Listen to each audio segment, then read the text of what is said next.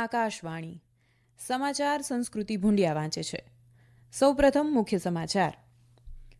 પ્રધાનમંત્રી નરેન્દ્ર મોદી આજે આંધ્રપ્રદેશની મુલાકાતે છે. તેઓ પલનાડુ જિલ્લામાં એનડીએની ચૂંટણી બેઠકમાં હાજરી આપશે.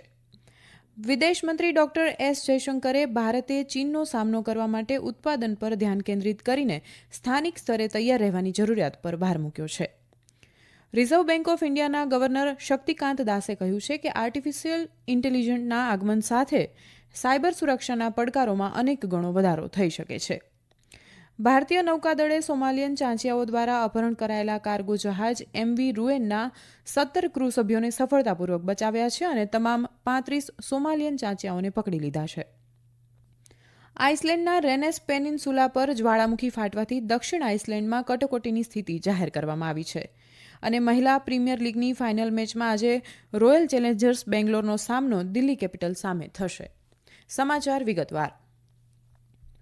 પ્રધાનમંત્રી નરેન્દ્ર મોદી આજે આંધ્રપ્રદેશની મુલાકાતે છે. તેઓ પલનાડુ જિલ્લામાં એનડીએની ચૂંટણી બેઠકમાં હાજરી આપશે. મીડિયાને સંબોધતા પાર્ટીના રાષ્ટ્રીય મહાસચિવ વિનોદ તાવડેએ જણાવ્યું હતું કે મોદીની આગેવાની હેઠળની આ બેઠક પલનાડુના ચિલાકાલુરી પેટામાં યોજાશે. ટીડીપીના વડા એન ચંદ્રબાબુ નાયડુ અને જનસેનાના વડા પવન કલ્યાણ પણ આ બેઠકમાં ભાગ લેશે.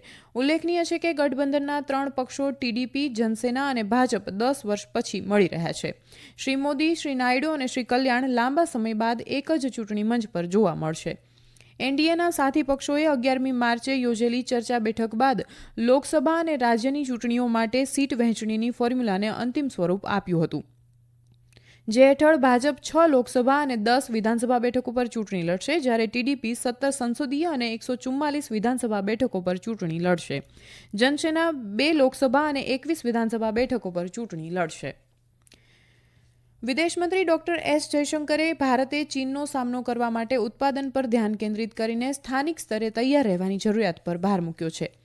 પત્રકારો દ્વારા આયોજિત એક પરિષદમાં બોલતા તેમણે કહ્યું કે ચીન સાથે વ્યવહાર કરવો હોય તો આપણી પાસે સ્થાનિક ઉત્પાદન આધારિત અર્થવ્યવસ્થા હોવી જરૂરી છે. તેમણે કહ્યું કે છેલ્લા દાયકામાં જ ભારતે ચીનને ટક્કર આપવા માટે તેના ઉત્પાદન ક્ષેત્ર પર ધ્યાન કેન્દ્રિત કરવાનું શરૂ કર્યું હતું. તેમણે ગલવાન અથડામણ બાદ ચીન સાથેના સંબંધોમાં સમયાંતરે તણાવ વધ્યો હતો તેમ પણ જણાવ્યું હતું.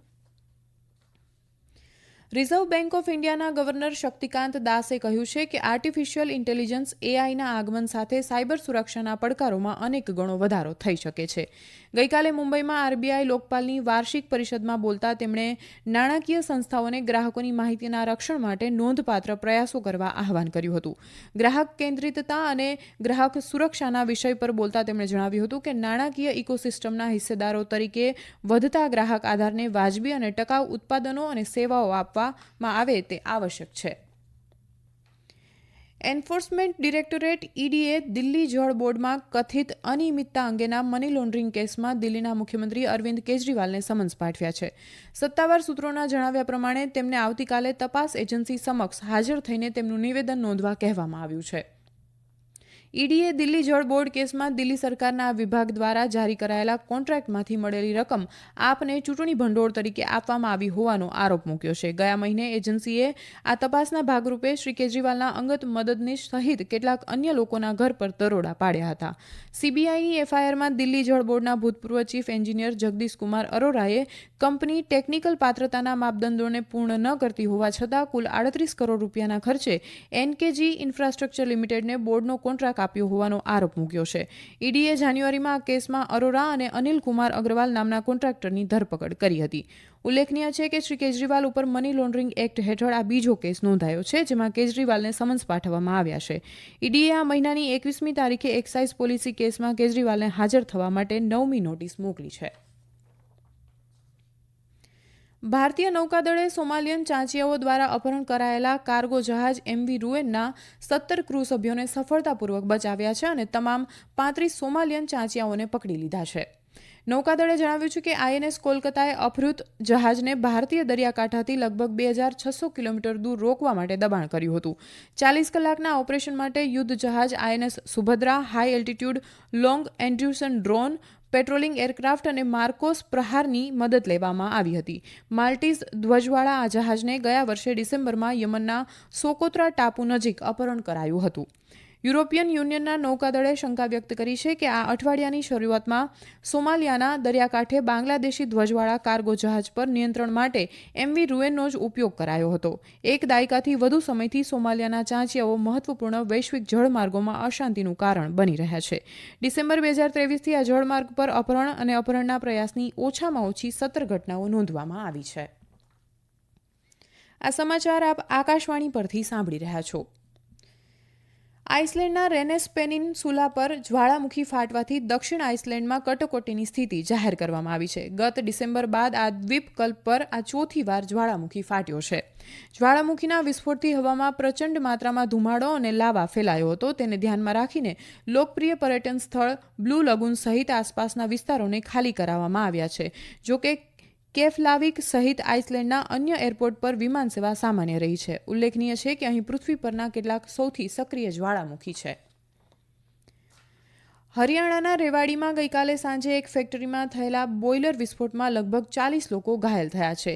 આ ઘટના શહેરના ધરુહેરા વિસ્તારમાં બની હતી. રેવાડીના સિવિલ સર્જન ડોક્ટર સુરેન્દ્ર યાદવે જણાવ્યું કે ફેક્ટરીમાં બોઇલર ફાટવાની ઘટનામાં ઘણા લોકો દાઝી ગયા છે અને લગભગ 40 લોકો ઘાયલ થયા છે. એક વ્યક્તિની હાલત ગંભીર છે અને તેને રોહતક રિફર કરવામાં આવ્યો છે. ઘાયલોને રેવાડીના સર શાદીલાલ ટ્રોમા સેન્ટરમાં દાખલ કરવામાં આવ્યા છે અને હજુ સુધી કોઈ જાનહાનિના અહેવાલ નથી. વધુ વિગતોની રાહ જોવાઈ રહી છે. મહિલા પ્રીમિયર લીગની ફાઇનલ મેચમાં આજે રોયલ ચેલેન્જર્સ બેંગ્લોરનો સામનો દિલ્હી કેપિટલ્સ સામે થશે. મેચ નવી દિલ્હીના અરુણ જેટલી સ્ટેડિયમ ખાતે સાંજે 7:30 વાગે શરૂ થશે. ઉલ્લેખનીય છે કે સ્મૃતિ મંધાનાની આગેવાની હેઠળની RCBએ શુક્રવારે એલિમિનેટરમાં મુંબઈ ઇન્ડિયન્સને 5 રનથી હરાવ્યું હતું. મેગ લેનિંગની આગેવાની હેઠળની દિલ્હી કેપિટલ્સે ટુર્નામેન્ટમાં 8માંથી 6 મેચ જીતી છે, જ્યારે રોયલ ચેલેન્જર્સ માત્ર 4 મેચ જીતી શક્યું છે. બેડમિન્ટનમાં ભારતના લક્ષ્ય સેન ગઈકાલે ઓલ ઇંગ્લેન્ડ ચેમ્પિયનશિપમાં મેન્સ સિંગલની સેમીફાઇનલમાં ઇન્ડોનેશિયાના જોનાટન ક્રિસ્ટી સામે 1-2થી હારી ગયા છે. લક્ષ્ય સેન બીજી ગેમમાં પુનરાગમન કરવામાં સફળ રહ્યો હતો, પરંતુ અંતિમ મેચમાં તે નિષ્ફળ ગયો હતો. આ પહેલા ઇન્ડોનેશિયાના સ્ટાર શટલર એન્થોની ગિટિંગે બર્મિંગહામમાં ફાઇનલમાં પ્રવેશ કર્યો હતો. આજે ગિટિંગ હવે જોનાટન ક્રિસ્ટી સામે ટકરાશે. ઓલ ઇંગ્લેન્ડ ચેમ્પિયનશિપમાં 1994 પછી પ્રથમ વખત ઓલ ઇન્ડોનેશિયન ફાઇનલ થશે. ભારતીય ખેલાડી ગુલવીર સિંહે ગઈકાલે કેલિફોર્નિયાના સાન જુઆન કેપિસ્ટ્રાનોમાં પુરુષોની 10,000 મીટરની દોડમાં બીજું સ્થાન મેળવ્યું હતું. ગુલવીરે આ રેસ 27 મિનિટ અને 41.81 સેકન્ડમાં પૂરી કરીને 16 વર્ષ જૂનો રાષ્ટ્રીય રેકોર્ડ તોડ્યો હતો. જોકે તે પેરિસ ઓલિમ્પિક ગેમ્સ માટે ક્વોલિફાય કરી શક્યો ન હતો. વિશ્વના નંબર 1 ટેનિસ ખેલાડી સર્બિયાના નોવાક જોકોવિચે મિયામી ઓપન ટેનિસ ટુર્નામેન્ટમાંથી પોતાનું નામ પાછું ખેંચી લીધું છે. જોકોવિચ 6 વખત મિયામી ઓપન્સ જીતી ચૂક્યા છે.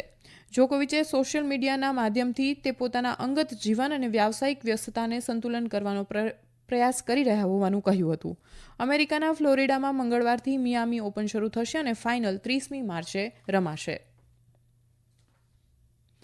પશ્ચિમ બંગાળના ગંગાના વિસ્તારોમાં આજે કરા અને વાવાઝોડાની સંભાવના છે. હવામાન વિભાગના જણાવ્યા અનુસાર આગામી 4 દિવસ સુધી આ વિસ્તારમાં ગાજવીજ, વીજળી અને ભારે પવન સાથે વરસાદની સંભાવના છે. ઝારખંડ, ઓડિશા, વિદર્ભ, છત્તીસગઢ અને પૂર્વ મધ્યપ્રદેશમાં પણ 20 માર્ચ સુધી વાવાઝોડા, વીજળી અને ભારે પવન સાથે છૂટોછવાયો વરસાદ થવાની સંભાવના છે. આ સમયગાળા દરમિયાન વિદર્ભ, પૂર્વ મધ્યપ્રદેશ અને છત્તીસગઢમાં પણ કરા પડવાની શક્યતા છે. મંગળવારે ઓડિશા અને છત્તીસગઢમાં ભારે પવન સાથે વરસાદની શક્યતા છે. આવતીકાલ અને મંગળવારે પશ્ચિમ બંગાળ અને સિક્કિમમાં હળવો વરસાદ અને હિમવર્ષા થવાની સંભાવના છે. નવ ભારત સાક્ષરતા કાર્યક્રમ હેઠળ આજે 23 રાજ્યોમાં મૂળભૂત સાક્ષરતા અને સંખ્યાના મૂલ્યાંકન કસોટી FLNAT યોજાશે. કેન્દ્રીય શિક્ષણ મંત્રાલયે કહ્યું છે કે લગભગ 37 લાખ વિદ્યાર્થીઓ આ મહત્વપૂર્ણ દેશવ્યાપી મૂલ્યાંકન પરીક્ષામાં ભાગ લેશે. અંતમાં મુખ્ય સમાચાર ફરી એકવાર. પ્રધાનમંત્રી નરેન્દ્ર મોદી આજે આંધ્રપ્રદેશની મુલાકાતે છે. તેઓ પલનાડુ જિલ્લામાં એનડીએની ચૂંટણી બેઠકમાં હાજરી આપશે. વિદેશમંત્રી ડોક્ટર S જયશંકરે ભારતે ચીનનો સામનો કરવા માટે ઉત્પાદન પર ધ્યાન કેન્દ્રિત કરીને સ્થાનિક સ્તરે તૈયાર રહેવાની જરૂરિયાત પર ભાર મૂક્યો છે. ભારતીય નૌકાદળે સોમાલિયન ચાંચિયાઓ દ્વારા અપહરણ કરાયેલા કાર્ગો જહાજ MV રૂએનના 17 ક્રૂ સભ્યોને સફળતાપૂર્વક બચાવ્યા છે અને તમામ 35 સોમાલિયન ચાંચિયાઓને પકડી લીધા છે. આકાશવાણી પરથી સમાચાર પૂરા થયા.